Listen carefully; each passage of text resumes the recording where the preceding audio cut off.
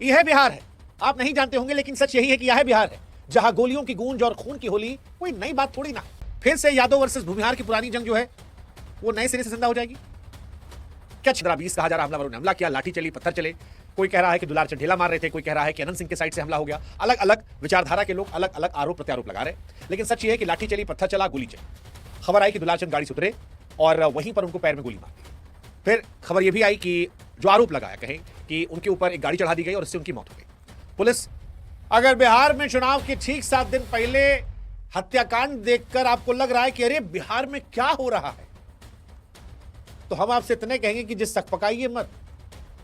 Welcome to Bihar. यह बिहार है। आप नहीं जानते होंगे लेकिन सच यही है कि यह बिहार है जहां गोलियों की गूंज और खून की होली कोई नई बात थोड़ी ना है। यह बिहार है आइए ना हमरा बिहार, जहां बाहुबलियों को टिकट देकर उनके अपराध को वैलिडिटी दी जाती है। सच कहें तो दुलार चंद यादव की मौत सिर्फ एक हत्या नहीं है, बल्कि बिहार की सड़ी हुई उस व्यवस्था का खुला आईना है जिसके एक जमाने में होने का जिक्र लोग करते हैं, लेकिन है वो आज भी। ये घटना सिर्फ मोकामा की नहीं, सच कहें तो पूरे बिहार की आत्मा पर वार है। ये घटना सवाल पूछती है कि कब तक बिहार ऐसे खून खराबे के लिए जाना जाएगा? कब तक बिहार खून से राजनीति का त्योहार मनाएगा? सच कहें तो ये सब देखने के बाद लोगों को बिहार जाने से डर लगता है और बिहार को भी डर लगता है। बिहार के लोग भी जो हैं वो भी थक चुके हैं ऐसे बिहार से। वो थक चुके हैं डर से, क्योंकि ये घटना सिर्फ एक व्यक्ति की हत्या तक नहीं है। ऐसा लगता है कि ये पहला संकेत है और इसीलिए आज बिहार सोच कर डर रहा है। वो डर रहा है ये सोच कर कि बिहार में क्या फिर से यादव वर्सेस भूमिहार की पुरानी जंग जो है वो नए सिरे से जिंदा हो जाएगी। क्या 6 नवंबर को चुनाव का वोटिंग होगा या उस दिन भी खून खराबों का एक नया रक्त रंजित इतिहास रचा जाएगा? जिस मोकामा में यह घटना हुई है, क्या वो फिर से 90 के दशक वाली खूनी होली खेलेगा? और क्या मोकामा से आगे बिहार जातीय दंगों से फिर जल उठेगा? ये सवाल बिहार को डरा रहे हैं और इसीलिए हम कह रहे हैं कि बिहार डर रहा है। इस डर से निकलना जरूरी है। खैर, इस वीडियो में हम आपको दुलार चंद की मौत कैसे हुई वो बताएंगे। इस वीडियो में हम आपको बताएंगे कि कैसे जातीय समीकरण बदला है। मोकामा में क्या अनंत सिंह जीतेंगे या इस घटना के बाद हार जाएंगे? दुलार चंद को किसने मरवाया, अनंत सिंह ने या जो अनंत सिंह कह रहे हैं सूरजभान ने? ये सारी बातों का हम जिक्र करेंगे। तो आप लोग जानते होंगे, लेकिन जो नहीं जानते उनको फिर भी हम बता दें कि मोकामा का ताल इलाका था जहां पर जनस्वराज पार्टी के उम्मीदवार पीयूष प्रियदर्शी के काफिला प्रचार में निकला था। उनके मुंहबोले चचा और पूर्व आरजेडी के कार्यकर्ता दुलार चंद यादव साथ में थे, लेकिन यहीं पर सारा बवाल हो गया। ताड़तार गांव के पास 15-20 कहा जा रहा हमलावरों ने हमला किया, लाठी चली, पत्थर चले। कोई कह रहा है कि दुलार चंद ढेला मार रहे थे, कोई कह रहा है कि अनंत सिंह के साइड से हमला हो गया। अलग अलग विचारधारा के लोग अलग अलग आरोप प्रत्यारोप लगा रहे, लेकिन सच ये है कि लाठी चली, पत्थर चला, गोली चली। खबर आई कि दुलार चंद गाड़ी से उतरे और वहीं पर उनको पैर में गोली मार दी। फिर खबर यह भी आई कि जो आरोप लगाया कहें कि उनके ऊपर एक गाड़ी चढ़ा दी गई और इससे उनकी मौत हो गई। पुलिस मौके से खोखा ओखा भी पाई है। हालांकि FIR जो है वो माथा पकड़ने वाली है, लेकिन इनके पोते रवि रंजन ने शिकायत करवाई है कि जेडीयू के उम्मीदवार अनंत सिंह, भतीजे रणवीर, करमवीर, छोटन, कंजय सिंह के नाम ये FIR दर्ज हुई है और कहा गया कि यही लोग मिलकर मारे हैं। अनंत सिंह कहते हैं कि हमारा इसमें कोई रोल नहीं है, हम तो थे ही नहीं वहां पर, ये सब सूरजभान करवाया है। जो पीयूष प्रियदर्शी थे जिनके लिए समर्थन किया था वो कह रहे थे कि हमको मारने आए थे अनंत सिंह, लेकिन हमको नहीं मार पाए तो चचा हमारे मुंह बोले जो है उनको मार दिया गया। एसपी साहब कह रहे हैं जांच जारी है, उन तक हम जाएंगे। लेकिन कहानी ये है कि तनाव जो है इस वक्त चरम पर है, और ये इसलिए क्योंकि ये मामला सिर्फ एक मौत का नहीं है, उस सच्चाई का है जो बिहार में सत्ता की लड़ाई को गोलियों की लड़ाई में तब्दील करती है, जहां वोट से नहीं बंदूक से फैसला होता है। और अगर ये दौर नहीं बदला तो 90 के दशक की वो अंधेरी गलियां क्या फिर लौट आएंगी? ये सवाल परेशान कर रहा है।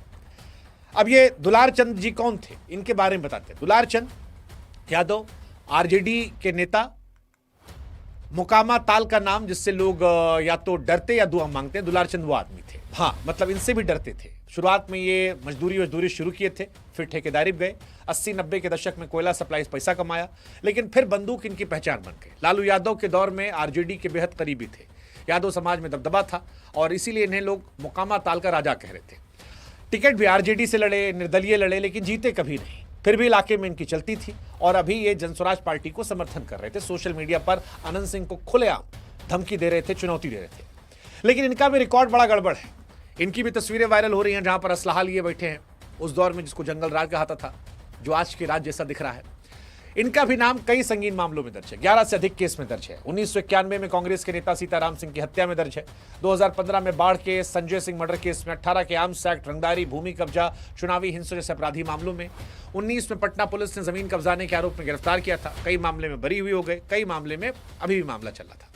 लेकिन इनकी मौत के बाद जो तस्वीर दिखाई पड़ी वो भी परेशान करने वाली थी। 2 तस्वीर निकली, एक पटाखा फोड़ने की, कुछ ने उनके शव यात्रा में फायरिंग कर आसमान गुजा दिया, कुछ ने कहा कि समाज के ये हीरो थे, समाज जो है एकजुट कर गए, विरोधियों के लिए खलनायक थे। इनकी हत्या पर कोई जश्न मना रहा है, कोई रो रहा है, परेशान हो रहा है और कह रहा है कि इसका बदला चुनाव में लिया जाएगा।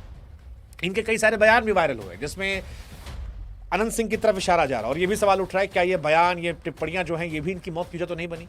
क्योंकि दुलार चंद यादव की मौत से एक दिन पहले एक टीवी चैनल में इन्होंने इंटरव्यू दिया था और उसमें अनंत सिंह की पत्नी पर बहुत अनशन कहा था कि अनंत सिंह की पत्नी कहीं गई थी तो लोग दरी बिछाने लगे कि नाचेंगी यहाँ पर। नीलम देवी नाचने गई थी, वो नीलम खातून उनको कह रहे थे और ये सारी चीज़ें जो है उन पर पर्सनल टिप्पणियाँ थी कि वो तो मुसलमान थी, कहीं नाचने गई थी, अनंत सिंह गए थे, उनको उठा लाए। ऐसे बहुत सारी बातें हैं जो अमर्यादित हैं। अनंत सिंह के परिवार पर गहरी टिप्पणी कर रहे थे। अनंत सिंह पर भी बहुत सारी टिप्पणी उसकी रही है। अब ये सवाल इसलिए भी उठ रहा है कि क्या ये सारा बयान जो है ये भी इनकी मौत की वजह बन गया अगर ये आरोप अनंत सिंह पर सही है तो? क्योंकि पर्सनल और पॉलिटिकल दोनों बयानबाजी है। दुलार चंद ने पीयूष प्रियदर्शी को लेकर कहा कि अनंत छोटे सरकार है तो बड़ा सरकार है।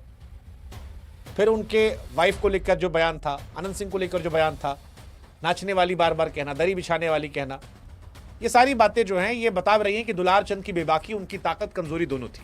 औरतों पर टिप्पणी अपमानजनक थी, लेकिन बिहार में इसे मर्दानगी के तौर पर दिखाया जाता है और इसी को लेकर आ रहा है कि अंदर खाने कुछ लोग कह रहे हैं कि अनंत सिंह भले रिप्लाई नहीं किए लेकिन उनके गुर्गों ने दिखा दिया कि ये सब बोलोगे तो क्या होगा। बिहार में दरअसल शब्दों की कीमत अक्सर खून से चुकाई जाती है। ये इंटरव्यू दुलार चंद का आखिरी इंटरव्यू साबित हुआ।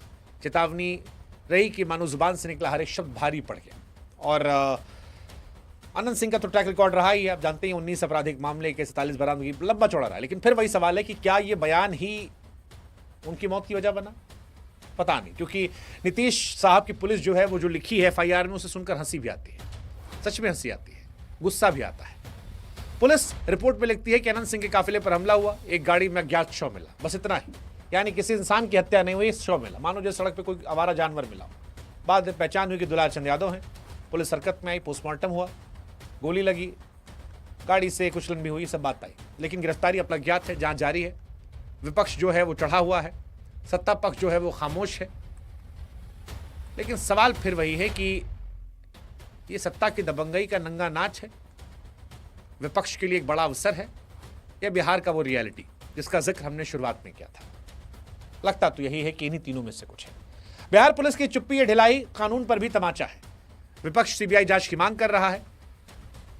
नीतीश कुमार के सुशासन पर सवाल भी उठ रहा है, क्योंकि एनसीआरबी के आंकड़े भी कह रहे हैं कि बिहार में हत्या की दर कम नहीं है, बहुत बढ़ रही है। अब ये सुशासन के दौर में कौन सा जंगल राज है, ये भी अपने आप में सवालिया निशान है। लेकिन इन सब के बीच में एक डर पैदा हो रहा है। वो डर कि क्या मोकामा से जातीय दंगों का भूत फिर से लौट आएगा। मोकामा एक नाम ऐसा जो सुनते ही 90 के दशक की बारूद भरी यादें ताजा हो आती है। उस दौर में गोलियों की गूंज, मंदिर की घंटियों ज्यादा सुनाई पड़ती थी। भूमिहार बराम राजपूत की जंग, खूब लाशें बही थी। यहीं से अनंत सिंह, उनके भाई दिलीप सिंह, सूरजभान की दुश्मनी की चर्चा आज भी लोग करते हैं। क्या फिर वही आग बढ़ेगी? दुलार चंद यादव की हत्या ने मोकामा की नींद उड़ा रखी है। उनकी शव यात्रा में फायरिंग, पत्थरबाजी, लाठीचार्ज के बाद माहौल जहरीला दिख रहा है।